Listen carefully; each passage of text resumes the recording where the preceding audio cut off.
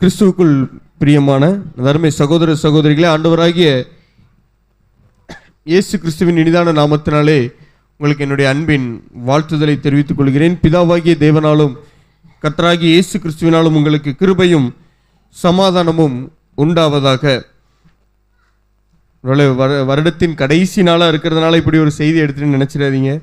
உண்மையிலே ஆவியில ஏவப்பட்டதுனால இப்படி ஒரு செய்தி எடுத்துட்டு, ஒருவேளை இந்த செய்திக்கு தலைப்பு கொடுக்க வேண்டுமானால் பின்னிட்டு பாராதே என்கிற தலைப்பில் தேவனுடைய வார்த்தைகளை நாம் சற்று நேரம் தியானிக்க இருக்கிறோம். பின்னிட்டு பாராதே, இது எல்லாருக்குமே நன்றாக தெரிந்த ஒரு சம்பவம் தான். இந்த வசனம் கூட எல்லாருக்குமே நன்றாகவே தெரியும். ஆதியாகமத்தின் புஸ்தகம் 19வது அதிகாரம் 17வது வசனத்திலே உங்களுக்கு தெளிவாய் இந்த வசனத்தை நாம் பார்க்க முடியும். இது எப்படிப்பட்ட சூழ்நிலையில் கொடுக்கப்பட்டது என்பதையும் நாம் நன்றாக அறிந்து கொள்ள முடியும்.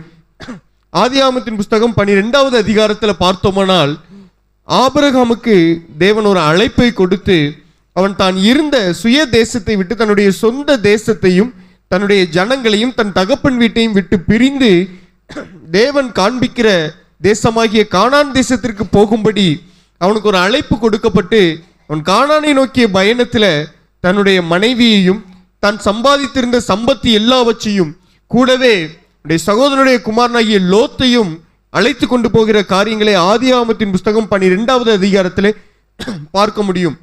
தேசத்தில் பஞ்சம் வரும் பொழுது அவர்கள் எகிப்தை நோக்கி அவர்களுடைய பிரயாணம் திரும்புகிறது. இந்த எகிப்தில் சில காரியங்கள் நடைபெறுகிறது. 13வது அதிகாரத்தில் பார்த்தோமானால் ஒரு பிரிவினையை பார்க்க முடியும். அவர்களுடைய ஒட்டுமொத்த சம்பத்தும் லோத்தினுடைய ஆடு மாடுகளும் ஆபிரகாமினுடைய ஆடு மாடுகளும் ஒருமித்து மேயக்கூடாதபடிக்கு அங்கே ஒரு பிரிவினை வருகிறது. அப்போ அந்த லோத்து ஒரு பகுதியை தெரிந்து கொள்கிறார். ஆபிரகாம் ஒரு வாய்ப்பு அவருக்கு முன்பாக வைக்கும் பொழுது இந்த லோத்துக்கு தான் அவர் அந்த பொறுப்பை கொடுக்கிறாரு. நீ எந்த பகுதியை தெரிந்தெடுத்துக் கொள்றியோ அந்த பகுதிக்கு போனால் அதற்கு எதிர்த்து செல்ல நான் போயிடுறேன், நீ இருக்கிற திசைக்கு நான் வரமாட்டேன் அப்படிங்கிறத. உண்மையில அதை பார்த்தோம்னா அப்படிதான். அப்போ லோத்துக்கு ஒரு பகுதி காண்பித்து கொடுக்கப்படுகிறது. அவன் லோத்து தன்னுடைய கண்களுக்கு இன்பமான, தன்னுடைய பார்வைக்கு நன்றாய் தோன்றுகிற ஒரு பகுதியை தெரிந்தெடுத்துக் கொள்கிறான். அது சோவாருக்கு போறதற்கு முன்பாக இருக்கக்கூடிய சோதோம் கொமாரா என்கிற பட்டணம். ஆதியாகமத்தின் புஸ்தகம் 13வது அதிகாரத்தில் நாம் அதை தெளிவாய் பார்க்க முடியும். 10வது வசனத்தை நான் உங்களுக்காக வாசிக்கிறேன். அப்பொழுது லோத்து தன் கண்களை ஏறெடுத்து பார்த்து யோர்தான் நதிக்கு அருகான சமபூமி முழுவதும் நீர்வளம் பொருந்தினதாய் இருக்க கண்டான். கர்த்தர் சோதோமையும் கொமாராவையும் அழிக்கும் முன்னே சோவாருக்கு போகும் வழி மட்டும் அது கர்த்தருடைய தோட்டத்தை போலவும் எகிப்து தேசத்தை போலவும் இருந்தது. இந்த லோத்தும் ஆபிரகாமும் எகிப்து தேசத்தின் வளங்களை கண்டவர்கள், அந்த வளங்களிலே சில நாட்கள் தங்கி இருந்தவர்கள். அதை 12வது அதிகாரத்தில் நாம் பார்க்க முடியும். எகிப்து என்பது இந்த உலகத்திற்கு அடையாளமாக காண்பித்து கொடுக்கப்பட்டிருக்கு. அப்போ பாருங்க, ஆபிரகாமும் லோத்தும் எகிப்தில் சில காலங்கள் இருக்கிறாங்க. இவருடைய பார்வை இப்போ எப்படி மாறிட்டு அப்படின்னா, எகிப்தை போலவே இருக்கிற இடங்களெல்லாம் எப்படி தான் பார்க்கறது, தெரிந்தெடுக்க வேண்டியது. எகிப்தை போல ஒரு இடம் இருந்துச்சுன்னா அந்த இடத்துக்கு என்ன பண்ணிடணும், நம்ம போயிடணும். எகிப்தை போல இருக்கிற இந்த உலகத்தோடு கூட உலகத்தின் சம்பத்துக்களை அனுபவிக்கக்கூடிய தம்முடைய கண்களுக்கும் தன்னுடைய மாம்சத்திற்கும் பிடித்தமான சௌகரியமான ஒரு இடத்தை தெரிந்தெடுத்து கொண்டு அந்த இடத்துல சஞ்சரிக்கும்படியாய் இந்த லோத்து போய்விடுகிறார். ஆனால் அப்படிப்பட்ட ஆனால் அங்கே இருக்கக்கூடிய ஜனங்கள் எப்படிப்பட்டவர்கள் என்பதை இவர் அறிந்திருந்தாரா இல்லையா என்பது எனக்கு தெரியாது. ஆனாலும் அழிவுக்கு எத்தனமான ஒரு பட்டணத்தில் இந்த லோத்து தங்கி இருக்கிறத பார்க்க முடியும். முதலாவது ஒரு எச்சரிப்பு கூட வருது. அதற்கு அடுத்தடுத்த அதிகாரங்களை நாம் பார்க்கும் பொழுது அவருக்கு அந்த சோதம் கொமராவையும் சேர்த்து அடிமைகளாக பிடித்து கொண்டு போயிடுறாங்க, பிணைய கைதிகளாக பிடித்து கொண்டு போயிடுறாங்க. ஆபிரகாம் தான் கை தேர்ந்த 318 வேலையாட்களோடு கூட சென்று அந்த இடத்துல லோத்தை திரும்ப என்ன பண்றாரு, அங்கேயும் மீட்டுக் கொள்கிறத நாம் பார்க்க முடியும். அதை நம்ம அதிகமாய் ஆழமாய் நாம் தியானித்த பகுதிகள் தான். இப்ப இந்த இடத்துல சோதோம் கொமாராவுடைய அக்கிரமம் தேவனுடைய சந்நிதியிலே எட்டி இருக்கிறது. இப்போ ஆபிரகாமுக்கு 18வது அதிகாரத்தில் தேவன் அறிவிச்சுட்டு 19வது அதிகாரத்தில் அங்கே சோதோம் கொமாராவுக்கு ஒரு நியாய தீர்ப்பை தேவன் வெளிப்படுத்தும்படியாய் அங்கே கிரியைகள் நடப்பிக்கிறத நாம் பார்க்க முடியும். பிரியமானவர்களே, நன்றாக குறித்து கொள்ளுங்கள். எந்த இடத்துல தேவனுடைய நியாய தீர்ப்பு வெளிப்படுகிறதோ அந்த இடத்துல தேவனுடைய கிருபையை நம்ம பார்க்க முடியும். எந்த இடத்துல தேவனுடைய நியாய தீர்ப்பு வெளிப்படுகிறதோ, தேவன் எந்த ஜனங்களை அல்லது எந்த இடத்துல நியாயம் தீர்க்கிறாரோ அந்த இடத்துல தேவனுடைய கிருபையை நாம் பார்க்க முடியும். நம்ம ஆதியாகமத்தின் புஸ்தகம் 3வது அதிகாரத்திலிருந்தே அதை பார்க்க முடியும். அவர்கள் அத்தியிலைகளை தைத்து கொண்டிருக்கிறாங்க. ஆனால் அவர்களுக்கு தோல் உடைகளை உடுத்துவித்து தேவன் அந்த தோட்டத்தை விட்டு வெளியில் அனுப்பிடுறாரு. ஆனால் காயின் பிறக்கும்போது ஏவாள் என்ன வார்த்தையை தான் சொல்றா? காயின் பிறக்கும்போது பாருங்க, 1வது வசனம், 4வது அதிகாரம் 1வது வசனம். ஆதாம் தன் மனைவியாகிய ஏவாளை அறிந்தான், அவள் கர்ப்பவதியாகி காயினை பெற்று கர்த்தரால் ஒரு மனுஷனை பெற்றேன் என்றாள். அப்போ அவங்களுக்கு ஒரு நியாயத்தீர்ப்பு அங்கே கொடுக்கப்படுது. ஆனால் அதே இடத்துல தான் ஸ்திரீயின் வித்தையும் தேவன் என்ன பண்ணிடுறாரு? காண்பிச்சு கொடுத்துடுறாரு. இப்போ எந்த ஏவாள் வஞ்சிக்கப்பட்டு அதன் மூலமாக ஆதாம் மீறுதலுக்கு உட்பட்டு ஒட்டுமொத்த உலகமும் சாபத்திற்குள்ளாக போனதோ, அந்த ஸ்திரீயின் வித்தாக வெளிப்படுகிற ஒருவர் இந்த சாபத்தில் எல்லாவற்றையும் நீக்கி, நம்ம சாபம் வருது, அங்கே நியாய தீர்ப்பை பார்க்கிறோம். இந்த சாபத்தில் எல்லாவற்றையும் நீங்கக்கூடிய வழியையும் தேவன் அங்கே காண்பித்து கொடுக்கிறத பார்க்க முடியும். இது நீங்க ஒவ்வொரு புஸ்தகத்திலையும் பார்க்கலாம். நோவாவுக்கு அடுத்த காரியத்தில் பாருங்க, ஏன் காயினுக்கே பாருங்க ஒரு வாய்ப்பு கொடுக்கப்படுது. காயின் தன் சகோதரனை கொலை செய்திருந்தா கூட அவனுடைய ஜீவன் தப்பிக்கும்படி தேவன் ஒரு வாய்ப்பு கொடுக்கிறாரு. நோவாவினுடைய காரியத்தை பாருங்க, ஒட்டுமொத்த உலகத்திற்கும் ஒரு நியாய தீர்ப்பு வருது. ஆனா நோவாவுக்கோ கர்த்தருடைய கண்கள் என்ன பண்ணிடுது? கிருபை கிடைத்தது. இதே போலதான் ஒவ்வொரு பகுதியிலையும் தேவனுடைய நியாய தீர்ப்பு வெளிப்படுகிற எல்லா இடத்துலையுமே அவருடைய கிருபையை நாம் பார்க்க முடியும். சிலுவையே அதான நம்மளுக்கு காண்பிச்சு கொடுக்கு. நாம் அடைய வேண்டிய ஆக்கினை அங்க கர்த்தராகி இயேசு கிறிஸ்துவானவர், தேவனுடைய ஒரே பேரான குமாரன், அங்க அவ்வளவு கோரமான ஒரு மரணத்தை அடைந்து கொண்டிருக்கிறார். அது தேவனுடைய நியாய தீர்ப்பு. அது எது நிமித்தமாக அவர் அந்த மரணத்தை அடைகிறார்? அவர் பாவம் செய்ததுனால இல்ல, அவர் பாவம் அறியாதவர். அப்ப பாவம் அறியாதவர் நமக்காக அங்க பாவமாக அங்க நமக்காக அந்த பாவத்திற்குரிய தண்டனை அனுபவித்துக் கொண்டிருக்கிறார். தேவனுடைய நியாய தீர்ப்பு அங்க பார்க்கிறோம். அதே இடத்துல கிருபையை பார்த்தோம்னா அது நாம் அடைய வேண்டிய ஆக்கினை. நம்மை தேவன் என்ன பண்ணியிருக்கிறார்? அந்த ஆக்கினையிலிருந்து காப்பாற்றி நம்மை மீட்டுக் கொள்ளும்படியாய், நாம் அவர்களுக்கு நம்மை மீட்டுக் கொள்ளும்படியாக தன்னுடைய குமாரன் மீது அந்த பாவத்தை சுமத்தி இந்த பாவத்தை அங்க ஆக்கினைக்குள்ளாக தீர்க்கிறத பார்க்க முடியும். அப்ப அங்க சிலுவையில நியாய தீர்ப்பையும் பார்க்கிறோம், அந்த நியாய தீர்ப்புல தேவன் எனக்கு அளித்த கிருபையையும் பார்க்கிறோம். அப்ப இதே போலதான் ஒவ்வொரு இடத்துலையுமே, நீங்க எரிகோ பட்டணத்தை எடுத்துக்கொண்டாலும் சரி, எந்த ஒரு நியாய தீர்ப்பு நடக்கிற காரியங்களை பார்த்தாலும் அதுல தேவன் என்ன பண்றாரு? கிருபையை வைத்திருக்கிறத நாம் பார்க்க முடியும். இப்ப அதே போலதான் இங்க லோத்துக்கும் ஒரு கிருபை வெளிப்படுத்தப்படுது. இந்த பட்டணம் என்ன பண்ணப்படுது? அழிக்கப்பட போகிறது. அவனுக்கு கொடுக்கப்பட்ட ஒரே ஒரு கட்டளை தான், வேற பெருசா எதுவுமே சொல்லல. உனக்கு இந்த பட்டணத்துல யாராவது இருந்தாங்கன்னா என்ன பண்ணிக்கோ, அவங்களையும் உன்னோடு கூட சேர்த்துக்கொள் அப்படின்னு சொல்றாங்க. யாருமே அவனுடைய மருமகன்மார்களுக்கு வருவதற்கு மனதில்லாமல் போய்விட்டது. அப்ப அழிவுக்கு நேராக இருக்கிற பட்டணத்துல இவனுக்கு கொடுக்கப்படுகிற கட்டளை தான் இந்த 19வது அதிகாரத்தின் 17வது வசனம். நான் உங்களுக்காக வாசிக்கிறேன். முந்தின வசனத்துல பார்க்கும் பொழுது அவர்கள் தாமதிக்கிறாங்க. முந்தின வசனங்கள்ல பார்க்கும் பொழுது அவன் தாமதிக்கும் பொழுது இவங்க வேகமா இவங்களை கையை எடுத்துட்டு கொண்டு பட்டணத்துக்கு வெளியில கொண்டு வந்து விட்டுட்டு கொடுக்கப்படுகிற கட்டளைகளை மாத்திரம் பாருங்க. உன் ஜீவன் தப்ப ஓடிப்போ, பின்னிட்டு பாராதே, இந்த சமபூமியில் எங்கும் நில்லாதே, நீ அழியாதபடிக்கு மலைக்கு ஓடிப்போ. இவ்வளவுதான், வேற எதுவுமே கொடுக்கப்படலை. உன் ஜீவன் தப்ப என்ன பண்ணிடணும்? இந்த இடத்துல இருக்கவே கூடாது. உன் ஜீவன் தப்ப ஓடிப்போ, பின்னிட்டு பாராதே, பின்னாடி நடக்கிற சம்பவங்களை பார்க்காத, இந்த சமபூமியில எங்குமே நிற்காதே. உன் ஜீவன் தப்பிக்கணும்னா, நீ ஜீவனை கண்டடையணும் அப்படின்னா மலைக்கு ஓடிப்போ. அவ இப்படிப்பட்ட ஒரு கட்டளையை கொடுத்து அனுப்பிவிடும் பொழுது நம்ம நல்லா பாருங்க, 4 பேர் வெளியில வர்றாங்க. லோத்து, அவனுடைய மனைவி, அவனுடைய 2 குமாரத்திகள். 4 பேர்ல 3 பேர் காப்பாற்றப்படுறாங்க. ஒரே ஒருத்தி மாத்திரம் உப்பு தூண் ஆயிடுறா. எதற்காக அப்படின்னா அந்த ஒரு வார்த்தையை மீறினதுனால, சமபூமியில நின்னதுனாலையோ, அது எப்படி அதில் போடல, அதில் பின்னிட்டு திரும்பி பார்த்ததுனால என்னானா உப்பு தூணாக மாறுகிறாள். இப்போ பாருங்க பிரியமானவர்களே, இதை தான் நாம் பார்க்க வேண்டியது இருக்கு. பின்னிட்டு பாராதே அப்படிங்கிறது ஒரு கட்டளையாக கொண்டானே, தொடாதே, சேராதே, அதை புசிக்காதே, அப்படி கட்டளையாக சொல்லலை. பின்னிட்டு பாராதே அப்படிங்கிறது இதை எப்படி பார்க்க வேண்டியது இருக்குன்னா, உண்மையிலே அவ தன்னுடைய சொத்து அழியுதுங்கிறத திரும்பி பார்த்தாளா இல்லை எப்படி, அது எதுவுமே சொல்லப்படலை. மனைவியோ பின்னிட்டு திரும்பி பார்த்து உப்பு தூணானால், அவள் சொத்து அழிகிறது அல்லது அவருடைய ஆஸ்திகள் அழிகிறத பார்த்துருக்கிறாளா அப்படின்ட்டு இதில் போடலை. நான் தேவனால் கொடுக்கப்பட்ட இந்த கட்டளையை என்ன பண்ணிட்டா? மீறிட்டா. ஒட்டுமொத்த நியாய தீர்ப்பும் அங்க அழிகிறது. நீங்க இத்தனை நாள் சோதோம் குமாராவில் சஞ்சரித்தது போதும், அது நியாய தீர்ப்புக்கு ஏதுவான பட்டணம். உங்களுடைய பழைய வாழ்க்கையும் உங்களுக்கு இருக்கக்கூடிய கசப்பான சோதம் கொமோராவில் ஏற்படுகிற கசப்பான நினைவுகளுக்கும் தேவன் அங்க ஒரு முற்றுப்புள்ளி வைத்து விட்டார். இனி நீங்க வாழ போற இடம் புது இடத்துல புதுசா புதிய ஒரு வாழ்க்கை ஆரம்பித்து நீங்க வாழ போகிறீங்க. அதாவது புது ஜீவன் உள்ளவர்களாய் வாழ போறீங்க. பின்னிட்டு திரும்பி பார்க்காதீர்கள். பின்னிட்டு பார்க்காத உன்னுடைய பழைய வாழ்க்கைக்கும் ஒட்டுமொத்தமாக அங்கே ஒரு முடிவு கட்டப்படுகிறது. அதை பின்னிட்டு பார்த்து உப்பு தூணாக என்ன பண்ணிட வேண்டாம், மாறிட வேண்டாம். ஏன்னா அதனால தான் இங்கே நம்ம லூக்கா எழுதின சுவிசேஷம் 9வது அதிகாரத்தின் கடைசி வசனத்தில் நம்முடைய இரட்சகராகிய இயேசு கிறிஸ்து சொல்லுகிற வார்த்தையை கூட நாம் பார்க்க முடியும். லூக்கா 9:62. அதற்கு இயேசு, கலப்பையின் மேல் தன் கையை வைத்து பின்னிட்டு பார்க்கிற எவனும் தேவனுடைய ராஜ்யத்திற்கு தகுதியுள்ளவன் அல்ல.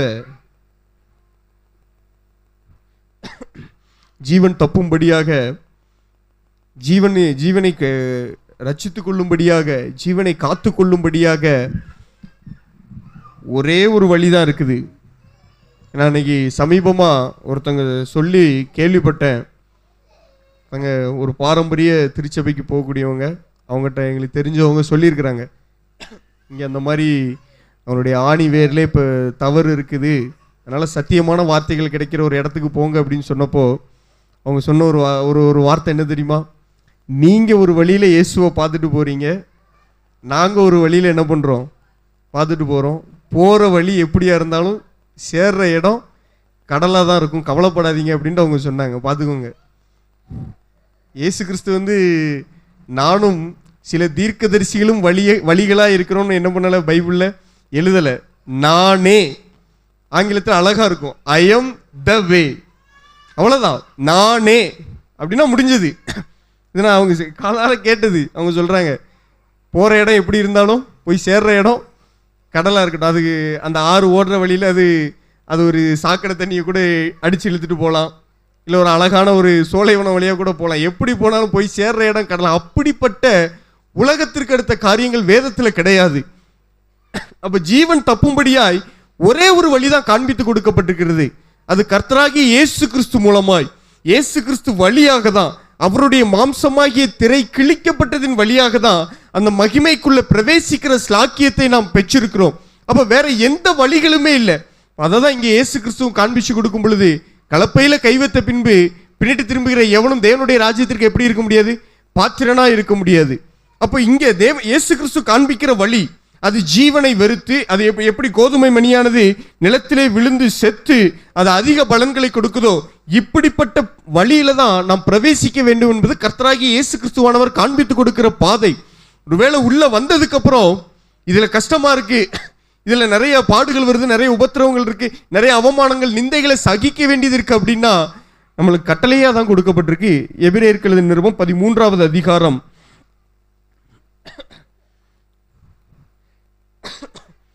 எபிரேயருக்கு எழுதின நிருபம் 13வது அதிகாரம் 13வது வசனம்.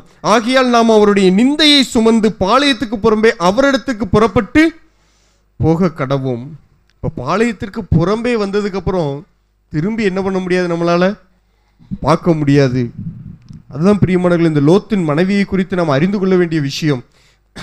நம்முடைய பழைய வாழ்க்கை அது எப்படிப்பட்ட வாழ்க்கையாக இருக்கட்டும், ஒருவேளை அந்த பழைய வாழ்க்கையில உலகத்தையும் மாம்சத்தையும் தழுவி கொண்டு இருந்த பொழுது அது ஒரு விதமான சிற்றின்பத்தை கொடுத்திருந்திருக்கலாம், அதுல ஒரு விதமான சிறிய சந்தோஷம் இருந்திருந்திருக்கலாம். உண்மையிலே உலகத்திற்கு அடுத்த காரியங்களில் சிற்றின்பம் இருக்கதான் செய்து, அப்ப அந்த சிற்றின்பத்தை நாம் தழுவி கொண்டு வாழ்ந்திருந்திருக்கலாம். ஆனா அந்த வாழ்க்கையை பின்னிட்டு திரும்பி பார்க்க நமக்கு என்ன கிடையாது, அவசியம் கிடையாது. ஏனென்றால் நம்முடைய பழைய மனுஷன் அவரோடு கூட சிலுவையில் அறையப்பட்டது என்று அறிந்திருக்கிறோம். அப்ப அந்த பழைய மனுஷனும் பழைய வாழ்க்கையும் அவரோடு கூட சிலுவையில் அறையப்பட்டு அடக்கம் பண்ணப்பட்டாயிடுச்சு. இப்போ அடக்கம் பண்ணப்பட்ட பிரேதத்தை தோண்டி பார்த்தா அதுல நறுமணம் வருமா, இல்லை துர்நாற்றம் வீசுமா? அடக்கம் பண்ணப்பட்ட ஒரு பிரேதத்தை சில நாட்கள் கழிச்சு தோண்டி பார்த்தோம்னா அதுல இருந்து நலதம் என்கிற பரிமள தைலத்திலிருந்து வர்ற வாசனை வெளிப்பட போதா, இல்லை துர்நாற்றம் வெளிப்பட போதா? துர்நாற்றம் தான் மிஞ்ச போகுது. அப்போ அதை தழுவி கொண்டு இருக்க நமக்கு அவசியம் இல்லை பிரியமானவர்களே. அதான் நம்ம இந்த லோத்தினுடைய காரியத்தில் பார்க்கணும். இன்னொரு விதத்தில் பார்க்கும் பொழுது அநியாயக்காரர்களோடு கூட அநீதியாய் வாழ்கிறவர்களோடு கூட தேவ ஜனங்கள் நீதிமானாய் வாழ்ந்த லோத்து அழிக்கப்படாதபடிக்கு காப்பாற்றப்படுகிறத ஒரு விதத்தில் பார்க்கலாம். ஏன்னா லோத்தை நீதிமான் என்றுதான் 2 பேதுருவின் புஸ்தகம் 2வது அதிகாரத்தில் நாம் பார்க்கிறோம். லோத்தை நீதிமான் என்றுதான் பரிசுத்த ஆவியானவர் பேதுரு மூலமாக காண்பிச்சு கொடுக்கிறார். இப்போ இதுல லோத்தினுடைய மனைவியை பார்க்கும் பொழுது இவ பின்னிட்டு திரும்பி பார்த்து உப்பு தூணாய் மாறி புதிதாய் போகக்கூடிய அந்த மலைக்கு போக முடியாம போயிட்டு, ஏன்னா இவங்க சோபாருக்கு தான் முதல்ல ஓடி போறாங்க. அதற்கு அங்கேயுமே நம்மளுக்கு ஜீவனுக்கு எதுவும் கிடையாதுன்னு திரும்ப மலைக்கே ஓடி போறதை பார்க்க முடியும். இப்ப லோத்துவினுடைய மனைவிக்கும் லோத்தினுடைய பிள்ளைகளுக்கும் பெரிய வித்தியாசம் ஒன்றும் இல்லை. லோத்தினுடைய மனைவிக்கும் லோத்தினுடைய 2 பிள்ளைகளுக்கும் பெரிய வித்தியாசம் ஒன்றும் இல்லை. நான் என்ன நினைக்கிறேன், பேசாம இவங்களும் திரும்பி பார்த்து உப்பு தூணாவே என்ன பண்ணி இருந்திருக்கலாம், மாறி இருந்திருக்கலாம். ஏன்னா பாருங்க, அவளாவது அழியிற நகரத்தை திரும்பி பார்த்து உப்பு தூணாக மாறிட்டா. இவங்க சோதோம் குமாரால நடந்த காரியங்களையும் இல்லை அங்கே அவர்களுடைய வாழ்க்கை முறையும் தங்களுடைய இருதயத்தை விட்டு எடுக்க முடியாதபடிக்கு இவங்க வெளியில வந்ததுக்கு அப்புறமும் சோதோம் குமாராவினுடைய வாழ்க்கையை இங்கே வாழ்கிறத நாம் பார்க்க முடியும். அவர்கள் ரெண்டு பேருக்கும் ஒவ்வொரு குமாரன் பிறக்கிறான். 2 பேருக்கும் ஒவ்வொரு குமாரன் பிறக்கிறான். அது எப்படி சரியான விதத்தில் வந்ததா? இல்லை, பாவத்தின் மூலமாக பிறந்தது தானே. அவங்க பாருங்க, அவங்க சொல்ற காரியத்தை பாருங்க. 19வது அதிகாரம் 31வது வசனத்தை நான் உங்களுக்காக வாசிக்கிறேன். அப்பொழுது மூத்தவள் இளையவளை பார்த்து, நம்முடைய தகப்பன் முதிர் வயதானார், பூமி எங்கும் நடக்கிற முறைமையின்படி நம்மோட சேர பூமியிலே ஒரு புருஷனும் இல்லை. எல்லாம் பார்த்துக்கோங்க, ஒட்டுமொத்த உலகமும் அழிக்கப்படலை, சோதோம் குமாரா மாத்திரம்தான் அழிக்கப்பட்டிருக்கு. ஏன்னா ஆபிரகாம் வாழ்ற பகுதியில் ஆண்கள் புருஷர்கள் இருந்திருக்க மாட்டாங்களா? இல்லை இல்லை, இவங்க மலையிலிருந்து பார்க்கும் பொழுது மற்ற பட்டணங்கள் இவர்களுக்கு தெரிந்திருக்காதா? பார்க்கக்கூடாதபடிக்கு சோதோம் குமாரா ஒட்டுமொத்த உலகமாக இவர்களுடைய கண்களை மறைத்து விட்டதை தான் நம்ம இதில் பார்க்க முடியுது. ஒட்டு மொத்தமாக சோதோம் குமாரா இவர்களுடைய இருதயத்தை நிரப்பி இருக்கிறது. அதனுடைய வாழ்க்கை முழுவதும் இவர்களுடைய இருதயத்தை நிரப்பி, இதை விட்டா வேற வழியே இல்லை என்கிற இடத்திற்கு போய் சோதோம் குமாரனுடைய பாவத்திற்கு இவங்க என்ன பண்ணிட்டாங்க, உள்ள வந்துட்டாங்க. அப்போ அவ சரீர பிரகாரமா திரும்பி பார்த்து உப்பு தூணாக மாறிட்டா.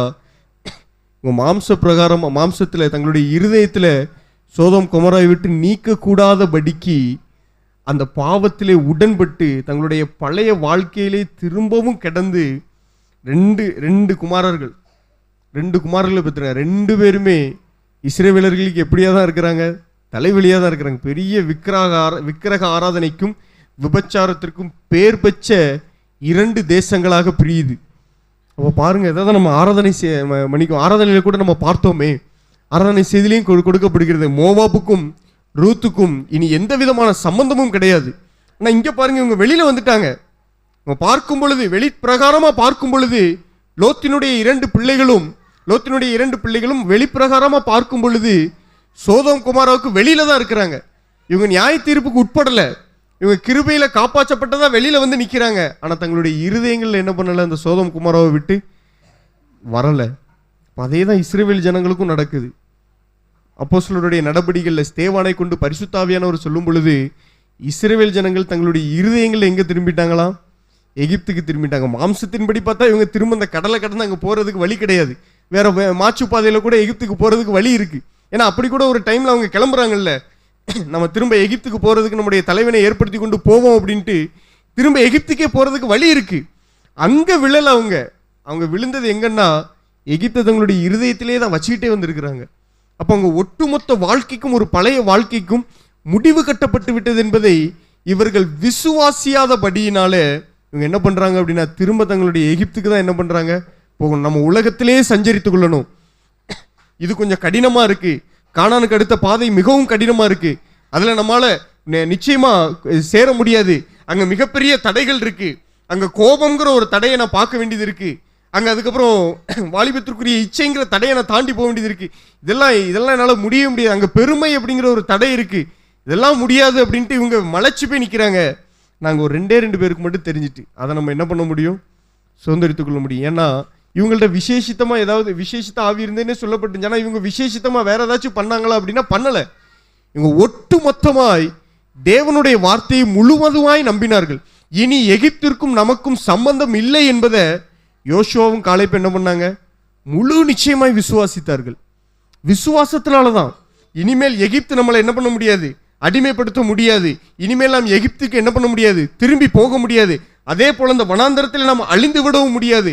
நாம் வாக்குத்தத்தம் பண்ணப்பட்ட கானானை நிச்சயமாய் சுதந்தரித்துக் கொள்ள முடியும் என்று தங்களுடைய ஒட்டுமொத்த பழைய அவிசுவாசம் எல்லாம், பழைய நம்பிக்கைகள் எல்லாவற்றுக்கும் ஒரு முடிவு கட்டிட்டு புதிய ஜீவனுள்ளவர்களாய் வனாந்தரத்தில் பிரயாணம் செய்த அந்த யோசுவாவும் காலேப்பும் அங்கே கானானை சுதந்திரித்து கொண்டதை நான் பார்க்க முடியும். எல்லாம் பாருங்க, யூதா கோத்திரத்தில் ஒரு மனுஷன், எப்ராஹிம் கோத்திரத்தில் ஒரு மனுஷன், 2 பேரும் தான். ஒட்டு மொத்தமாக பார்க்கும் பொழுது அங்கேருந்து கிளம்புனதில் யூதா கோத்திரத்தில் ஒருத்தரும் எப்ராஹிம் மனுஷரில் ஒருவருமா தான் இங்கே இவங்க திரும்பி போகிறத பார்க்க முடியாது. அதான் பிரியமானவர்கள், எங்கள் கட்டளையாகவே கொடுக்கப்பட்டிருக்கிறது, பின்னிட்டு பார்க்காதபடிக்கு நம்முடைய பழைய அழிந்து போன அல்லது நம்முடைய அவரோடு கூட அடக்கம் பண்ணப்பட்ட அந்த பழைய வாழ்க்கையை திரும்பி பார்க்காதபடிக்கு முன்னானவைகளை நாடி ஓட வேண்டியது. அதாவது அப்போஸ்தலனாகிய பவுல் பிலிப்பியருக்கு எழுதின நிருபம் 3வது அதிகாரத்தில் அவர் தான் எப்படிப்பட்டவர் என்பதை நம்மளுக்கு காண்பிச்சு கொடுக்கிறார். அவர் புத்தீனமாக அவர் செய்யலை, தான் எப்படிப்பட்டவர் என்பதையும் தான் எந்த நிலைமையிலிருந்து இப்போ எப்படிப்பட்ட இடத்துக்கு வந்திருக்கிறோம் அப்படிங்கிறத அந்த 3வது அதிகாரத்தில் நாம் பார்க்க முடியும். 4வது வசனத்தை பாருங்க. மாம்சத்தின் மேல் நம்பிக்கை வைக்க வேண்டுமானால் நானும் வைக்கலாம், வேறொருவன் மாம்சத்தின் மேல் நம்பிக்கையாக இருக்க நினைத்தால் நானும் அதிகமாக எப்படி செய்யலாம். நான் 8ஆம் நாளிலே விருத்த சேதனம் அடைந்தவன், இஸ்ரவேல் வம்சத்தான், பென்யமின் கோத்திரத்தான், எபிரேயில் பிறந்த எபிரேயன், நியாயப்பிரமாணத்தின்படி பரிசேயன், பக்தி வைராக்கியத்தின்படி சபையை துன்பப்படுத்தினவன், நியாயப்பிரமாணத்திற்குரிய நீதியின்படி குற்றம் சாட்டப்படாதவன். இது எல்லாமே அவனுக்கு லாபமாக இருந்தது, அப்படிதானே? இது எல்லாமே ஒரு நல்ல ஒரு பெயர் தானே அவனுக்கு. பரிசேயனா இருக்கிறான், நியாயப்பிரமாணத்தின்படி குற்றம் சாட்டப்படாதவனா இருக்கிறான், நியாயப்பிரமாணத்தின்படியே குற்றம் சாட்டப்படாதவனா இருக்கிறார். ஆனால் அப்படிப்பட்ட பவுல் சொல்கிற அடுத்த வார்த்தையை பாருங்க, ஆகிலும் எனக்கு லாபமாயிருந்தவைகள் எவைகளோ அவைகளை கிறிஸ்துவுக்காக நஷ்டம் என்று எண்ணினேன். அதே போல் தான் 13வது வசனத்தில் சொல்றாரு, சகோதரரை அதை பிடித்து கொண்டேன் என்று நான் எண்ணுகிறதில்லை, ஒன்று செய்கிறேன், பின்னானவைகளை மறந்து முன்னானவைகளை நாடி. பின்னான வாழ்க்கை எப்படிப்பட்ட வாழ்க்கை? இவர் நியாயப்பிரமாணத்தின்படி குற்றம் சாட்டப்படாத ஒரு வாழ்க்கையை தானே காண்பிச்சு கொடுக்கிறார். அப்போ இவர் கற்பனைகளை சரியான விதத்தில் கடைபிடித்த ஒரு மனுஷனாக தான் இருந்திருக்கிறார். ஆனால் பின்னான வாழ்க்கை, அப்போ அதை மறந்துட்டு இங்கே போனோம் அப்படின்னா உண்மையிலே பவுலினுடைய வாழ்க்கையை நாம் பார்க்கும் பொழுது அவர் ரட்சிக்கப்படுவதற்கு முன்பாக, கிறிஸ்துவானவர் அவரை சந்திப்பதற்கு முன்பாக பவுலினுடைய வாழ்க்கையை நம்ம வெளிப்பிரகாரமாக பார்க்கும் பொழுது அது சரியான வாழ்க்கை தானே. நியாயப்பிரமாணத்திற்காக வைராக்கியம் கொள்றாரு, ஒரு கள்ள மார்க்கம் உள்ள வந்துடக்கூடாது அப்படிங்கிற ஒரு பயத்தில் சபையை துன்பப்படுத்துகிற ஒரு இடத்துல இருக்கிறார். வெளிப்பிரகாரமாக பார்க்கும் பொழுது, நியாயப்பிரமாணத்தின்படி பார்க்கும் பொழுது பவுல் இடத்துல எந்த குற்றத்தையுமே நாம் சாட்ட முடியாது. ஆனால் இங்கே பவுலுக்கு தெரிஞ்சிட்டு இது எல்லாமே என்னுடைய மாம்ச பலத்தில் தான் என்ன பண்ணிட்டு இருக்கு, ஓடிக்கொண்டிருக்கிறது. இது எல்லாமே என்னுடைய மாம்ச பலம். நான் கற்பனைகளை கடைபிடிக்கிறேன் அப்படின்னா என்னுடைய மாம்ச பலத்தில் நான் முயற்சி பண்ணிட்டு இருக்கிறேன். நான் தேவனுக்கு பிரியமாய் வாழ என்னுடைய மாம்ச சுய பலத்தில் நான் என்ன பண்ணிட்டு இருக்கிறேன், முயற்சி பண்ணிட்டு இருக்கிறேன். இப்படிப்பட்ட முயற்சி இனி எனக்கு தேவை இல்லை அப்படிங்கிற இடத்துக்கு பவுல் வந்ததுனால தான் அவர் கிறிஸ்துவுக்காக வாழணும் அப்படிங்கிறத விட கிறிஸ்துவை தனக்குள்ளாக கொண்டு வாழ்கிற ஒரு வாழ்க்கைக்குள்ள வந்துட்டார். கிறிஸ்துவுடனே கூட சிலுவையில் அறையப்பட்டேன், ஆயினும் பிழைத்திருக்கிறேன், இனி நான் அல்ல, கிறிஸ்துவே எனக்குள் பிழைத்திருக்கிறார். இந்த இடத்துல தான் நம்ம அநேக நேரங்களில் தவறிடுறோம். நம்ம சுய பலத்தின் மூலமாக அல்லது சுய முயற்சியின் மூலமாக, சுய ஞானத்தின் மூலமாக இந்த மாம்சத்திலிருந்து வருகிற வார்த்தைகளுக்கு சில நேரங்களில் இடம் கொடுத்து வெளிப்பிரகாரமாக பார்க்கும் பொழுது நம்ம வெற்றி பெற்றவர்களைப் போல தெரியலாம்.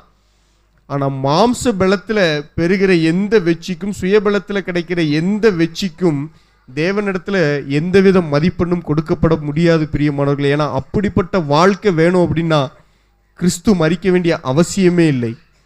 ஒட்டுமொத்த மாம்சத்தின் கிரியைகளும் சுய பலமும் ஒட்டுமொத்தமாக அழிக்கப்படுகிற இடம்தான் சிலுவை. அப்போ கிறிஸ்து வெளிப்பட்டிருக்க வேண்டிய அவசியமே இருக்காது. அவர் வானத்திலிருந்து இறங்கி வந்தவராய் எல்லா விதமான போதனைகளை கொடுத்து, எல்லா விதமான வாழ்க்கை நடைமுறைகளை காண்பித்து கொடுத்துட்டு எப்படி வாழணும், எப்படிப்பட்ட போதனைகள் கொடுக்கணும், ஜனங்களுக்கு எப்படி தேவனுடைய ராஜ்யம் எப்படி வல்லமை நிறைந்ததா இருக்கும், மகிமை நிறைந்ததா இருக்குங்கிறத காண்பிச்சு கொடுத்துட்டு எலியா ஏறி போனது போல இவர் என்ன பண்ணியிருக்கலாம், ஏறி போயிருந்திருக்கலாம். அப்படிதானே? எலியா ஏறி போனது போல இயேசுனுடைய அதெல்லாம் சொல்றேன், இயேசுனுடைய பிரசங்கங்களையும் போதனைகளையும் அவருடைய வாழ்க்கையையும் அதனால் அதுக்கு பின்பாக அவர் செய்த அற்புத அடையாளங்கள் எதையுமே நான் மட்டுப்படுத்தலை. ஆனால் இவைகளை பார்க்கிலும் அவர் காண்பித்து கொடுத்ததுன்னா சிலுவை. அதனால தான் லூக்கா எழுதின சுவிசேஷம் 17வது அதிகாரத்தை திருப்பிக் கொள்ளுங்களேன். என்னோடு கூட லூக்கா எழுதின சுவிசேஷம் 17வது அதிகாரம், அதுல அவருடைய வருகை குறித்து சொல்லும்போது 28வது வசனத்துல பாருங்க, லோத்தினுடைய நாட்களில் நடந்தது போலவும் நடக்கும். ஜனங்கள் முந்தின இதிலே நோவாவை காண்பிச்சு கொடுக்கிறார், அதற்கு பின்பாக லோத்தை காண்பித்து கொடுக்கிறார். லோத்தினுடைய நாட்களில் நடந்தது போலவும் நடக்கும். ஜனங்கள் புசித்தார்கள், குடித்தார்கள், கொண்டார்கள், விற்றார்கள், நட்டார்கள், கட்டினார்கள். லோத்து சோதோமை விட்டு புறப்பட்ட நாளிலே வானத்திலிருந்து அக்கினியும் கந்தகமும் வருஷித்து எல்லாரையும் அழித்து போட்டது. மனுஷகுமாரன் வெளிப்படும் நாளிலும் அப்படியே நடக்கும். இப்போ அது சொல்லிட்டு தான் ஒவ்வொரு காரியமாக காண்பிச்சு கொடுத்துட்டு 32வது வசனத்துக்கு வந்தீங்கன்னா, லோத்தின் மனைவியை நினைத்து கொள்ளுங்கள் சொல்லிட்டு அடுத்த வசனத்திலே அது எதுக்கு நினைக்கணுங்கிறத காமிச்சு கொடுக்கிறாருன்னா, தன் ஜீவனை ரட்சிக்க வகை தேடுகிறவன் அதை இழந்து போவான், இழந்து போகிறவன் அதை உயிர்ப்பித்து கொள்ளுவான். தன் ஜீவனை ரட்சிக்க இந்த உலகத்திற்கு அடுத்த காரியங்களை லயித்து கொண்டு தேவனுக்கு விரோதமான பாவங்களை செய்து மற்றவர்களுக்கு முன்பாக நல்லவர்களைப் போல நாம் காண்பித்துக் கொள்ள வேண்டும் என்பதற்காகவும், ஊரோடும் உலகத்தோடும் ஒத்து வாழ்வதற்காக தேவனுடைய பிரமாணங்களை மீறி தேவன் நமக்கு கற்றுக் கொடுத்து வைத்திருக்கிற தூய வழிகளை விட்டு விலகி உலகத்தோடு ஒன்றி வாழ்கிற வாழ்க்கைக்கு நாம் திரும்பாதபடிக்கு எச்சரிக்கையா இருக்கதான் இங்கே காண்பிச்சு கொடுக்கப்பட்டிருக்கு. தன் ஜீவனை ரட்சிக்க வகை தேடுகிறவன் அதை இழந்து போவான். பிரியமானவர்களே, நாட்களில் அப்போஸ்தலர்களுக்கும் ஒரு வாய்ப்பு இருந்துச்சு. அப்போஸ்தலனாகிய பவுலை எடுத்துக்கொள்வோமே, பவுலுக்கு ஒரு முன்பாக ஒரு வாய்ப்பு இருக்க தான் செய்து. அவர் இவ்வளவு பாடுகளை பட வேண்டிய அவசியம் இல்லை, கிறிஸ்துவுக்காக அவ்வளவு நிந்தைகளை சுமக்க வேண்டிய அவசியம் இல்லை. நன்றாக வாழ்ந்து கொண்டிருந்த ஒரு மனுஷன். அவருக்கு முன்பாக 2 பாதை இருக்கு. பழைய பரிசேயருக்கு ஏற்ற வாழ்க்கை, புதிய ஜீவனுக்கு உண்டான கிறிஸ்துவுக்கு உண்டான வாழ்க்கை. அதில் தான் பழைய மனுஷன் கலைந்து போடப்பட்டு புதிய ஜீவனை தரித்து கொண்டவராக எவைகளிலிருந்து நியாயப்பிரமாணத்தினால எவைகளிலிருந்து விடுதலையாக்க கூடாமல் இருந்துச்சோ அவைகளிலிருந்து விடுதலை பெற்ற ஒரு வாழ்க்கை இங்கே முன்னாடி வைக்கப்பட்டிருக்கு. ஆனால் உலகத்தின்படி பார்க்கும் பொழுது இதில் ஒரு மேன்மை கிடையாது. இதில் பாடுகளும் உபத்திரவங்களும் நிந்தைகளும் இருக்கு. இன்னொரு வாழ்க்கை இருக்கு, அது வெளிப்பிரகாரமாக பார்க்கும் பொழுது நல்ல ஒரு வாழ்க்கை, நல்ல ஒரு பரிசேயனா இருக்கலாம், நல்ல ஒரு போதகனா இருக்கலாம். ஆனால் தன்னுடைய மாம்ச பலத்தில் முயற்சி செய்து தேவனுக்கு முன்பாக நீதிமானா இருக்க முடியாது. 2 விதமான வாழ்க்கை பவுலுக்கு முன்பாக வைக்கப்படுகிறது. பவுல் எதை தான் தெரிந்து கொள்றாரு அப்படின்னா, பின்னானவைகளை மறந்து முன்னானவைகளை நாடி. அப்போ பின்னானவைகளை மறந்துட்டார், நமக்கு பின்பாக தூக்கி எறியப்பட்ட எல்லாவற்றையும் மறந்துட்டார். அதுதான் தேவன் நமக்கு கொடுத்திருக்கிற இரக்கமும் கூட. நம்முடைய பாவங்களை எல்லாம் ஒரு சமுத்திரத்தின் ஆழத்தில் போட்டு விட்டாருன்னா அது திரும்ப அவர் நினைச்சு பார்க்க போறது கிடையாது. ஏன்னா அதற்கான பலி செலுத்தப்பட்டு விட்டது, அதற்கான பிரயாச்சித்தம் செலுத்தப்பட்டு விட்டது. நாம தான் என்ன பண்றோம், திரும்ப அது பார்க்குறோம். பார்த்தீங்கன்னா கையில் ஏதாச்சும் கையிலையோ காலையிலையோ ஏதாச்சும் ஒரு அடிபட்டு அது நிமித்தமாக ஒரு புண்ணு வந்துட்டுன்னு வச்சுக்கோங்களேன், அதை நம்ம அப்படியே விட்டுட்டோம்னா என்ன ஆயிரும், ஒரு 2 நாள்லையோ 3 நாள்லையோ சரியாயிரும். அதை நோண்டிக்கிட்டே இருந்தோம்னா என்னாகும், அது காலத்துக்கு என்ன பண்ணாது, சரியாகாது. அது பெருசாகிட்டே தான் போகுமே தவிர அது காலத்துக்கு என்ன பண்ண போகிறது கிடையாது, ஆறாது. இப்படி தான் பிரியமானவர்களே நம்முடைய மாம்ச பலமும், இந்த மாம்ச பலமும் தான் நம்முடைய மாம்சத்தில் முயற்சி செய்கிற எந்த ஒரு காரியமாக இருக்கட்டும், அது தேவனுக்கு அடுத்த காரியமாக இருந்தாலும் மாம்ச பலத்தினால என்னுடைய சுய நீதியை நிலைநாட்டும்படியாக நான் நிறைவேற்றுறேன் அப்படின்னா நான் உண்மையிலே பின்னிட்டு தான் பார்த்துட்டு இருக்கிறேன். ஏன்னா பின்னிட்டு பார்க்கறது இங்கே எப்படி பார்க்குறோம் அப்படின்னா, அவர் ஒழித்து போட்ட நியாயப்பிரமாணத்தை பார்க்கிறதற்கு அடையாளமாக நான் பார்க்குறோம். நீங்கள் நல்லா பாருங்கள், அந்த 10 கற்பனைகள்லையும் இதை செய்யாத அதை செய்யாத அப்படின்னு தான் இருக்கும். ஒரே ஒரு இதை தவிர, தகப்பனையும் தாயும் கணம் பண்ணுவாயாக என்கிறதை தவிர்த்து மற்ற எல்லாத்தையும் பார்க்கும்போது ஆங்கிலத்தில் பார்க்கும்போது தோ ஷால் நாட் அப்படின்னு வந்துக்கிட்டே இருக்கும். நான் இயேசு கிறிஸ்துவனிடத்தில் வரும்போது பாருங்கள், இதை செய்யுங்கள் அப்படின்ட்டே இருக்கும். இப்போ இங்கே வரும்போது இங்கே எல்லாமே தடுத்துக்கிட்டு வருது. ஏன்னா அது மாம்ச பலத்தில் செய்ய வேண்டியது, இது எல்லாமே ஆவியின் பலத்தில் செய்யக்கூடியது. அப்போ கிறிஸ்தவ வாழ்க்கையே மாம்சீகத்தில் முயற்சி பண்ணுறது கிடையாது. அப்படிப்பட்ட வாழ்க்கை கிறிஸ்தவ வாழ்க்கை கிடையாது பிரியமானவர்களே. அதை தான் வேதம் நமக்கு காண்பிச்சு கொடுக்கணும். ஒரே ஒரு கூட்டத்தை கூட காண்பிச்சு கொடுத்து நான் முடிக்க விரும்புகிறேன். எரேமியா தீர்க்க தரிசன புஸ்தகம் என்னோடு கூட திருப்பிக் கொள்ளுங்கள். எரேமியாவின் தீர்க்க தரிசன புஸ்தகம் 40வது அதிகாரம், 41வது அதிகாரம், 42 இந்த 3 அதிகாரத்தை என் வீட்டில் போய் வாசித்து பாருங்க. அதில் இருக்கக்கூடிய சம்பவத்தை ரத்தின சுருக்கமாக நான் சொல்லிடுறேன். சிதேக்கியா ராஜாவின் நாட்களில் மீண்டுமாக நெபுகாத்நேச்சார் சிறைப்பிடித்து கொண்டு நெபுசாராதான் என்கிற ஒரு பிரதானியின் கீழே கொடுத்துட்டு போயிடுறான். அந்த தேசத்தை பார்க்கும்படியாக பார்த்து கொண்டு போயிடறான். அப்போ இங்கே யூத ஜனங்கள் இருக்கக்கூடிய பட்டணத்தை கெதலியா என்கிற மனுஷனுக்கு கீழே கொடுத்துருக்குறாங்க. அந்த மனுஷனை ஒரு சிலர் வந்து கொன்று போட்டுடுறாங்க. இஸ்மவேல் அப்படிங்கிற ஒரு மனுஷன் வந்து கொன்று போட்டுறான். அவன் அம்மோன் புத்திரனுடைய அம்மோன் நாட்டிலிருந்து வந்தவனாக அம்மோன் நாட்டிலிருந்து வந்தவன் தான். அவன் கொன்று போடுகிறான். அவன் கொன்று போட வருகிறான் அப்படிங்கிறது அவனுக்கு முன்பாகவே எச்சரிப்பாக கொடுக்கப்படுகிறது. ஆனால் அந்த மனுஷன் அதை காதலே வாங்கலை. ஆனால் அந்த மனுஷன் கெதலியா என்கிற மனுஷன் இறந்து போய்கிறான். இப்போ இந்த இதெல்லாம் முக்கியம் இல்லை, இதில் காண்பிச்சு கொடுக்கறத பாருங்க. இப்போ இந்த கெதலியாங்கிற மனுஷன் இறந்தது நிமித்தமாக நெபுகாத்நேச்சார் நிச்சயமாக வந்து இந்த ஜனங்களை என்ன பண்ணிடுவான், கொலை பண்ணிடுவான். ஏன்னா அவர்களுக்கு கீழாக இந்த மனுஷனுக்கு கீழாக இருக்கும்படி இந்த ஜனங்களை விட்டுட்டு போயிருக்கிறான்.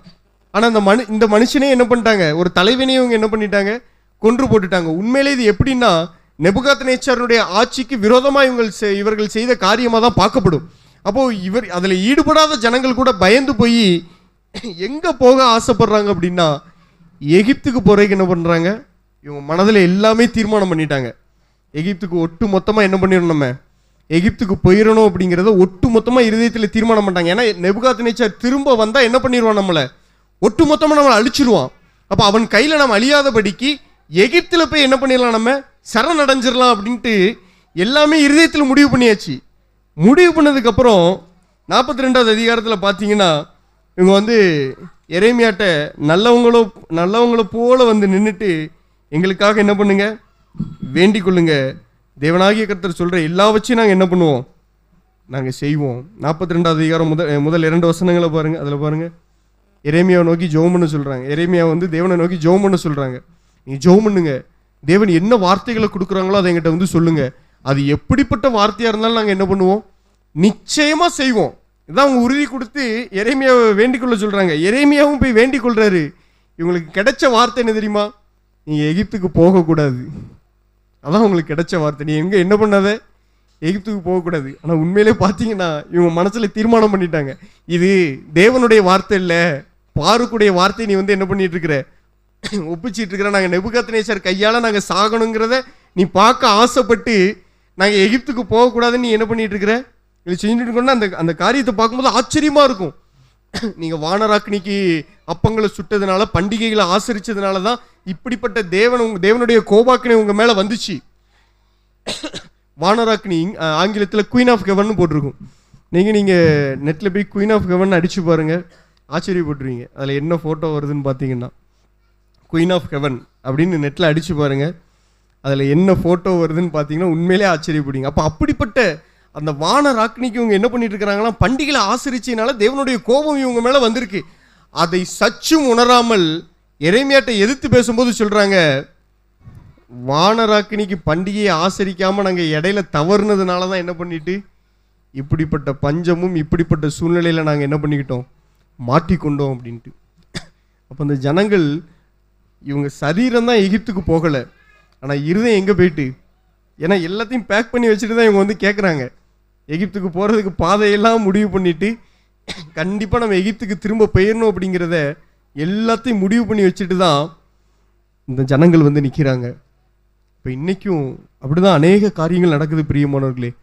உலகத்தோடும் இந்த மாம்சத்தை குளிர்விக்கக்கூடிய உலகத்தோடு கூட ஒன்றி கொள்ளும்படியாக காரியங்களை தீர்மானித்து வைத்து கொண்டு, வெளியில் பார்ப்பதற்கு நல்ல பேர் எடுப்பதற்காக காரியங்களை நம்முடைய இருதயத்தில் தீர்மானித்து வைத்து கொண்டு கர்த்தருடைய வார்த்தை அதற்கு விரோதமாக வந்துச்சு அப்படின்னா அதை ஏற்றுக்கொள்ள என்ன கிடையாது, மனது கிடையாது. ஏனென்றால் எகிப்து இவங்க இருதயத்தை விட்டு என்ன பண்ணலை, போகலை. இவங்க ஆல்ரெடி என்ன பண்ணிட்டாங்க, பின்னிட்டு பார்த்தாச்சு. பின்னானவைகளை இவர்கள் மறக்கவில்லை. தாங்க எந்த அடிமைத்தனத்திலிருந்து தேவன் தம்முடைய முற்பிதாக்களை மீட்டு கொண்டு வந்தார், நமக்கும் எகிப்துக்கும் எந்த சம்பந்தமும் கிடையாத நம்முடைய ஒட்டுமொத்த பழைய வாழ்க்கையும் அடிமைத்தனமும் எகிப்திலே முடிந்து விட்டது. அதற்கு விரோதமாய் வந்த பார்வோனுடைய சேனை கூட சமுத்திரத்திலே மூழ்கி விட்டது. அதனால எகிப்தியருக்கும் நமக்கும் சம்பந்தமே கிடையாது, எகிப்தினுடைய வாழ்க்கைக்கும் நமக்கும் சம்பந்தமே கிடையாது அப்படிங்கிறத இந்த ஜனங்கள் மறந்து தங்களுடைய இருதயத்திலிருந்து எகிப்தை என்ன பண்ணலை, இன்னும் தூக்கி போடலை. இன்றைக்கு அப்படிதான் அநேகர் பெயர் கிறிஸ்தவர்கள், ஆனால் கிறிஸ்துவுக்கான ஜீவியம் கிடையாது, கிறிஸ்தவர்களுக்கான ஜீவியம் இல்லை. ஒரு சாராய பாட்டில் எடுத்துட்டு அதில் வெளியில் உள்ள லேபிளை கிழிச்சிட்டு அதில் ஆப்பிள் ஜூஸ்னு எழுதி கொடுத்தா அது ஆப்பிள் ஜூஸாக மாறிடுமா? மாறாது. உள்ளவுடைய குணம் என்ன பண்ணலை? மாறலையே. உள்ள தன்மை மாறலையே. அப்போ பழைய வாழ்க்கை கிறிஸ்துவோடு கூட சிலுவையில், பழைய வாழ்க்கையும் பழைய மனுஷன் கிறிஸ்துவோடு கூட சிலுவையில் அறையப்பட்டு விட்டான். இனி என்னுடைய மாம்சத்தினால் நான் பிழைக்க முடியாது, என்னுடைய சுய பலத்தினால் தேவனுக்கு பிரியமாய் என்னால் வாழ முடியாது, கிறிஸ்துவே எனக்குள் பிழைத்திருக்கிறார், உலகமும் மாம்சமும் எனக்கு சிலுவையில் அறையுண்டிருக்கிறது என்கிற இந்த இடத்தை நம்ம நோக்கி பார்க்காம இன்னுமாய் பழைய நியாயப்பிரமாணத்துக்கு அடுத்த கிரியைகள் மூலமாக தேவனிடத்தில் பிரியமாய் விடலாம் நினைச்சோம் அப்படின்னா நம்ம இன்னும் எகிப்தை விட்டும் சோதோம் குமாரா விட்டும் என்ன பண்ணலை? வெளியில் வரல. பிரியமானவர்களே, அதான் அந்த வாழ்க்கையை காண்பிச்சு கொடுக்கு. அவர் எவ்வளவோ சொல்லி பார்க்குறாரு, எரேமியா எவ்வளவோ சொல்லி பார்க்குறாரு. 42வது அதிகாரம் 43வது அதிகாரத்தில் பார்த்தீங்கன்னா ரொம்ப அருமையாக இருக்கும். அவ்வளவோ சொல்லி பார்க்கிறாரு. இந்த ஜனங்களுக்கு கேட்க மனதே கிடையாது. யாரு? நீ எங்கள் கூட வானா அவரையும் தூக்கி போட்டு போக தான் என்ன பண்ணுறாங்க? ஆயத்தம் மாறாங்க. அதுக்கு விரோதமாக பேசுகிற மனுஷனை கூட தேவனோட இவங்க இதே ஜனங்கள் தான் எரேமியாட்ட வந்து கெஞ்சி கேட்குறாங்க, தேவன் என்ன வார்த்தை சொன்னாலும், என்ன கட்டளைகள், என்ன நியமம் கொடுத்தாலும் நாங்கள் செய்வோம் அப்படின்ட்டு. ரொம்பலாம் சொல்லலை. எகிப்துக்கு போகாதீங்க, நெபுகாத்நேச்சார் வந்து உங்களை அழிக்க மாட்டான், அவனுடைய கண்களில் நான் உங்களுக்கு இரக்கம் கிடைக்க பண்ணுவேன், இவ்வளவுதான். நீங்கள் எகிப்துக்கு போகக்கூடாது அப்படின்ட்டு. பாருங்களேன் எவ்வளவு அருமையான கிருபை எங்கே வெளிப்படுது பாருங்க. நெபுகாத்நேச்சார் வந்து உங்களை அழிக்க மாட்டான், அவனுடைய கண்களில் உங்களுக்கு இரக்கம் கிடைக்கும், நீங்கள் எகிப்துக்கு மாத்திரம் போயிடாதீங்க, நீங்கள் இருக்கிற இடத்துல அப்படியே இருங்க அப்படின்னு சொல்லப்படுது. இந்த கட்டளையை கேட்க என்ன கிடையாது? மனசு இல்லை. உலகத்தோடும் உலகத்தாரோடும் உலகத்தின்படி வாழ்கிற, உலகத்தின் போக்கிலே வாழ்கிறவர்களோடு கூட ஐக்கியம் வைத்துக் கொள்ளதான் பழைய மனுஷன் விரும்புகிறான். ஒருவேளை அவன் சிலுவையில் அறையப்பட்டதை இந்த ஜனங்கள் அறியவில்லையோ, பழைய வாழ்க்கை கிறிஸ்துவோடு கூட அடக்கம் பண்ணப்பட்டு விட்டது என்பதை இந்த ஜனங்கள் அறியவில்லையோ, அறியாததுனால தான் சமயம் கிடைக்கிறப்பெல்லாம் எகிப்தை என்ன பண்ண வேண்டியது இருக்கு? திரும்பி பார்க்க வேண்டியது இருக்கு. சமயம் கிடைக்கிறப்பெல்லாம், எப்பெல்லாம் தங்களுக்கு சமயம் கிடைக்குதோ அப்பெல்லாம் எகிப்தின் வாழ்க்கையை என்ன பண்ணிடுறாங்க? திரும்பி பார்த்துடுறாங்க. பிரியமானவர்களே, இது நமக்கு எச்சரிப்பு உண்டாகும்படி நமக்கு எழுதப்பட்டிருக்கிறது. நம்ம பாருங்க, அப்போஸ்தலனாகிய பவுலுடைய வாழ்க்கையை கூட நம்ம பார்க்கும் பொழுது, ஏன்னா நான் கிறிஸ்துவை பின்பற்றுகிறது போல நீங்கள் என்னை பின்பற்றுகிறவராங்கன்னு சொல்லும் பொழுது அவர் கிறிஸ்துவனுடைய அடிச்சுவட்டை அப்படியே பின்பற்றுகிற மனுஷனாக இருக்கிறார். முற்றிலுமாய் தன்னுடைய மாம்ச பலத்தை, தன்னுடைய மாம்சம் மரித்து விட்டது என்பதை விசுவாசித்தவராய், புது ஜீவனுள்ளவராய், அந்த ஆவியின் பலன்ல, அவருக்கு அருளப்பட்ட பரிசுத்தாவினுடைய பலன்ல கிறிஸ்துவை போல ஒரு ஜீவியத்தை வாழும்படியாக நடந்து சென்ற அவருடைய அடிச்சுவடுகளை பார்க்கும்படி நம்மளுக்கு காண்பித்து கொடுக்கப்பட்டிருக்கு. அவருடைய அடிச்சுவடு என்னதான் தான் இருக்கு அப்படின்னா, பின்னானவைகளை மறந்து முன்னானவைகளை நாடி. கிறிஸ்துவும் கூட அப்படிதான். நமக்கு முன் வைக்கப்பட்டிருந்த சந்தோஷத்தின் பொருட்டு அவர் அவமானத்தை எண்ணாமல் சிலுவையை சகித்து தான் வேதத்தில் போட்டிருக்கு. எபிரேயருக்கு நிருபம் 12வது அதிகாரம் 2வது வசனத்தில் அதை தானே கிறிஸ்துவும் நமக்கு ஒரு எச்சரிப்பாக கூட கொடுத்திருக்கிறார். கலப்பையிலே தன் கையை வைத்த பின்பாக திரும்பி பார்க்கிற எவனும் தேவனுடைய ராஜ்யத்திற்கு பாத்திரனா இருக்க மாட்டானே. அப்ப நாமும் இப்படிப்பட்ட கிறிஸ்துவோடு கூட வாழ்கிற வாழ்க்கை வந்ததுக்கு அப்புறம் நாம் எப்படி விக்கிரகங்களோடும் உலகத்தோடும் கூட நம்ம உறவு கொள்ள முடியும்? அதான் தெசலோனிக்கேயர்களின் நிருபம் 1வது அதிகாரம். நம்ம இதை கூட வாஸ்து நம்ம ஒரு சில காரியங்களை தியானித்து நம்ம முடிக்க இருக்கிறோம். அப்போஸ்தலனாகிய பவுல் தெசலோனிக்கேயருக்கு 1வது நிருபம் 1வது அதிகாரம் 9வது வசனத்தை நான் உங்களுக்காக வாசிக்கிறேன். ஏனெனில் அவர்கள் தாமே எங்களை குறித்து உங்களிடத்தில் நாங்கள் அடைந்த பிரவேசம் இன்னதென்பதையும் ஜீவனுள்ள மெய்யான தேவனுக்கு ஊழியம் செய்வதற்கு நீங்கள் விக்கிரகங்களை விட்டு தேவனிடத்திற்கு மனம் திரும்பினதையும் அவர் மரித்தோரிலிருந்து எழுப்பினவரும் இனிவரும் கோபாக்கினை நின்று நம்மை நீங்களாக்கி ரட்சிக்கிறவருமாயிருக்கிற அவருடைய குமாரனாகிய இயேசு பரலோகத்திலிருந்து வருவதை நீங்கள் எதிர்பார்த்து கொண்டிருக்கிறதையும் அறிவிக்கிறார்களே. தெசலோனிக்கே பட்டணத்தில் உள்ள ஜனங்களை பார்த்தீங்களா? ஜீவனுள்ள தேவனுக்கு ஊழியம் செய்வதற்கு என்ன பண்ணாங்களா? விக்கிரகங்களை விட்டு மனம் திரும்பி தேவனிடத்திற்கு வந்தாச்சு. அது மாத்திரம் இல்லை, அப்போ பழைய வாழ்க்கையை விட்டாச்சு. இந்த விக்கிரகங்களால ஒரு பிரயோஜனம் கிடையாது, இந்த உலகத்தினாலையும் இந்த மாம்சத்தினாலையும் ஒரு பிரயோஜனமும் கிடையாது என்பதை உணர்ந்தாயிச்சு. அதை விட்டு ஜீவனுள்ள தேவனுக்கு ஊழியம் செய்வதற்கு மனம் திரும்பியாச்சு. திரும்பி எதை நோக்கி பார்த்துட்டு இருக்கிறாங்க அப்படின்னா, 10வது வசனத்தில் தெளிவாக போட்டிருக்கு, அவர் மரித்தோரிலிருந்து எழுப்பினவரும் இனிவரும் கோபாக்கினை நின்று நம்மை நீங்களாக்கி ரட்சிக்கிறவருமாயிருக்கிற அவருடைய குமாரனாகிய இயேசு பரலோகத்திலிருந்து வருவதை நீங்கள் எதிர்பார்த்து கொண்டிருக்கிறதையும் அறிவிக்கிறார்கள். அதே தான் பிலிப்பியர் திருச்சபைக்கு சொல்லும் போதும், நம்முடைய குடியிருப்பு எங்க இருக்கா? பரலோகத்தில் இருக்கு. அதை மட்டும் சொல்லலை, நம்ம அங்கே இருக்க போறோம் அப்படிங்கிறத மட்டும் சொல்லலை. அங்கே இருந்து கர்த்தராகிய இயேசு கிறிஸ்து என்னும் இரட்சகர் வர எதிர்பார்த்து கொண்டிருக்கிறோம். பிலிப்பியர் 3:20. பிரியமானவர்களே, இதுதான் நமக்கு கொடுக்கப்பட்ட வாழ்க்கை. நம் எகிப்திலிருந்து, அடிமைத்தனத்திலிருந்து விடுதலையாக்கப்பட்டு இருக்கிறோம். இதை முழு நிச்சயமாய் விசுவாசிக்க, தேவனுடைய வார்த்தையின் மீது விசுவாசம் வைக்க தான் நமக்கு அழைப்பு கொடுக்கப்பட்டிருக்கிறது. பவுல் சொல்லும் பொழுது நம்ம அடிக்கடி நம்ம தியானிக்கிறது தான், அவரோடு கூட சிலுவையில் அறையப்பட்டுட்டார் அப்படின்னா, பவுல் அங்கே லிட்டரலா சிலுவையில் அறையப்படலை. ஆனால் அவர் எண்ணிக்கொள்கிறார், அவருடைய ஆவியில உணர்கிறார், என்னுடைய பழைய மனுஷன் கிறிஸ்துவோடு கூட என்ன பண்ணப்பட்டுட்டான்? சிலுவையில் அறையப்பட்டுட்டான். நான் இனி பாவி என்று சொல்வதற்கு என்னிடத்துல பாவம் இல்லை. ஏன்னா ஒருவேளை வெள்ளாட்டு கடாக்களுடைய பலிகளோ அல்லது காளை மற்றவர்களுடைய பலிகளோ கூட என்னுடைய பாவத்தை எடுத்து போடும் அளவிற்கு பூரணம் இல்லாததாக இருந்திருக்கு. ஆனால் கிறிஸ்துவனுடைய பலி பூரணம் இல்லாதது கிடையாது. அது முழு பூரணமான ஒரு பலி. என்னுடைய பாவமும் பழைய மனுஷனும் அந்த பலியிலே முடிவு செலுத்தப்பட்டு விட்டது. கிறிஸ்து சுகந்த வாசனையாக, பலியாக, காணிக்கையாக தம்மை ஒப்பு கொடுத்தார். எப்படி? என்னுடைய பழைய வாழ்க்கை எல்லாவற்றையும் அந்த சிலுவையிலே முடித்து விட்டார். இதை விசுவாசிக்கிற நானும் அந்த நீதியை உடையவனாக மாறுகிறேன். நான் பிரியமானவர்களே, எபிரேயர் 11வது அதிகாரத்தில் எதற்காக விசுவாசத்தினாலே திரும்ப திரும்ப காண்பிச்சு கொடுக்கப்பட்டுச்சு? அந்த பரிசுத்தவான்கள், பழைய ஏற்பாட்டு பரிசுத்தவான்கள் எப்பேற்பட்ட மகத்துவமான கிரியைகளை செஞ்சிருந்தாலும் பேஸ் விசுவாசம் தான், அடித்தளம் விசுவாசம் தான். யார் மேல? கிறிஸ்துவின் மீது. கிறிஸ்துவின் மீது வைத்த விசுவாசம் தான். அவங்களுக்கு கிடைக்காத ஒரு பாக்கியம் நமக்கு கிடைச்சிருக்கு. என்ன அப்படின்னா, அவங்க தூரத்துல பாக்குறாங்க, இதெல்லாம் நடக்கும் அப்படிங்கிறது அவங்களுக்கு தெரியும். நம்ம ஆனால் இதெல்லாம் நடந்த பின்பாக தான் நமக்கு பூரண விடுதலை அப்படிங்கிறத அவங்க பார்க்குறாங்க. தூரத்திலே பார்த்து சந்தோஷப்பட்டுக்கிறாங்க, எதிர்காலத்தை பார்த்து சந்தோஷப்பட்டுக்கிறாங்க. நாம் நமது நிமித்தமாக தான், நம்ம இல்லாமல் அவர்கள் என்ன பண்ண முடியல? பூரணர் ஆகாதபடிக்கு விசேஷித்த நன்மையானதொன்றை முன்னதாகவே தேவன் நமக்கு என்ன பண்ணியிருக்கிறார்? வைத்திருக்கிறார். சில நேரங்கள் இப்படி யோசிக்கிறது உண்டு. இயேசு வாழ்ந்த காலத்தில் நம்ம வாழாமல் போயிட்டோமே, அவருடைய வார்த்தைகளை கேட்க முடியாமல் போயிட்டோம் அப்படின்னு யோசிக்கிறது உண்டு. அதே நேரத்தில் இன்னொரு யோசனையும் வரும்.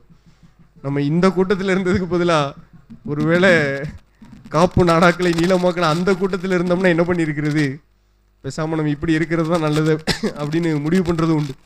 அப்படிப்பட்ட ஒரு பழைய வாழ்க்கை எல்லாமே பின்னிட்டு பார்க்கக்கூடாதபடிக்கு அது அவலட்சணமானது, அது அழிவுக்குட்பட்டது. பிரியமானவர்களே, அதை பின்னிட்டு பார்க்க நாம் அழைக்கப்படலை. ஒரே ஒரு காரியத்தை தான் விசுவாசிக்க வேண்டியது இருக்கு. மாம்சமும் இந்த மாம்சத்தின் மூலமாக என்னை பிடித்து கொண்டிருந்த உலகமும் கர்த்தராகிய இயேசு கிறிஸ்துவோடு கூட சிலுவையில் அறையப்பட்டு விட்டது. இதை நான் விசுவாசிக்கிறேன். நான் இனி இருளின் அதிகாரத்திற்கு உரியவன் அல்ல. பார்வோனுக்கு என் மீது அதிகாரம் கிடையாது.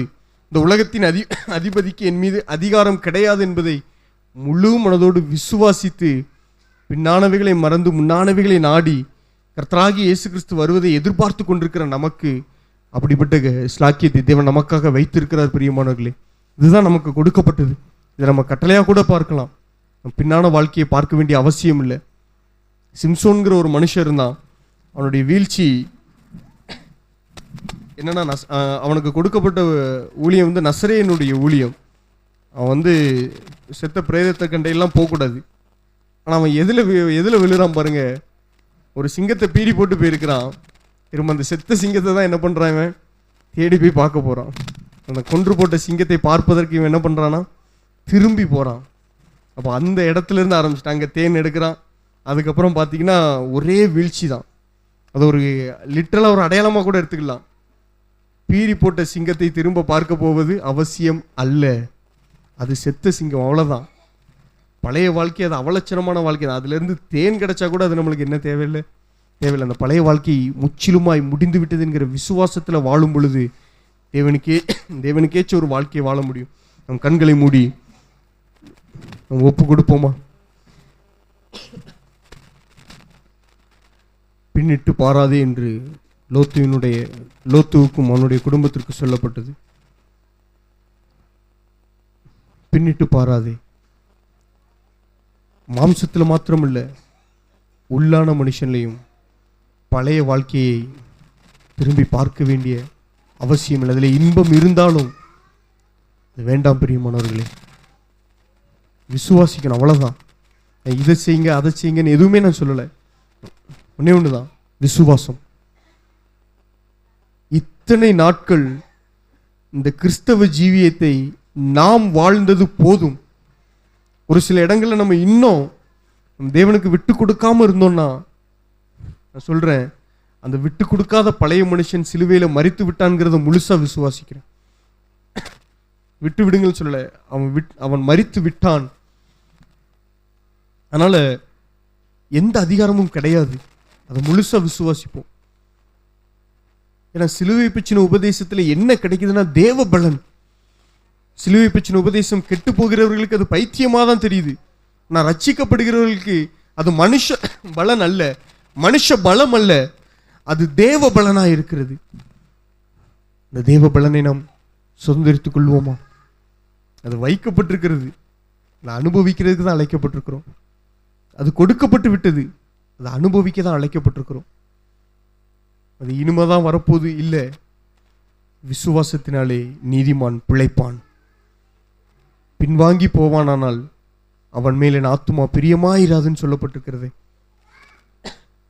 நம்மளோ கெட்டு போகிறதற்கு பின்வாங்குகிறவர்களா இராமல் ஆத்துமா ஈடேறுவதற்கு நம் தேவன் மீது விசுவாசம் வைத்தவர்களாய் முன்னோக்கி நடப்போமே. ஒருவேளை இது வருடத்தின் கடைசி நாளா இருக்கிறதுனால நைட்டு பிரேயர்ல தான் நம்ம இதை ஒப்பு கொடுக்கணும் இல்லை. இன்றே ரட்சணிய நாள். இந்த தருணத்திலே பின்னான வாழ்க்கை எல்லாமே கிறிஸ்துவோடு கூட மரித்து அடக்கம் பண்ணப்பட்டு விட்டது. ஒப்பு கொடுப்போமா? ஒருவேளை ஏதாவது ஒரு இடத்துல தேவன் உங்களுக்கு வெளிப்படுத்தியிருப்பார். ஏதோ ஒரு இடத்துல மாம்சத்திற்கு நம்ம இடம் கொடுத்திருந்திருப்போம். ஏதோ ஒரு இடத்துல இருளுக்கு இடம் கொடுத்திருப்போம். ஏதோ ஒரு இடத்துல நியாயப்பிரமாணத்திற்கு இடம் கொடுத்திருக்கிறோம். மாம்சமானது ஒன்றுக்கும் உதவாது பிரியமானவர்களே. ஆவியே உயிர்ப்பிக்கிறது. கிறிஸ்துவினுடைய ஆவி இல்லாதவன் அவருடையவன் அல்ல. நமக்குள்ளாக அவருடைய ஆவியை தந்திருக்கிறாரே, அதை அனுபவிக்க கூடாதபடிக்கு ஏதாவது ஒரு இடத்துல இடம் கொடுத்துருவோமானா இந்த இடத்துல ஒப்பு கொடுத்துருவோமா? மன்னிங்கள் என்று சொல்லி ஒப்பு கொடுப்போமா?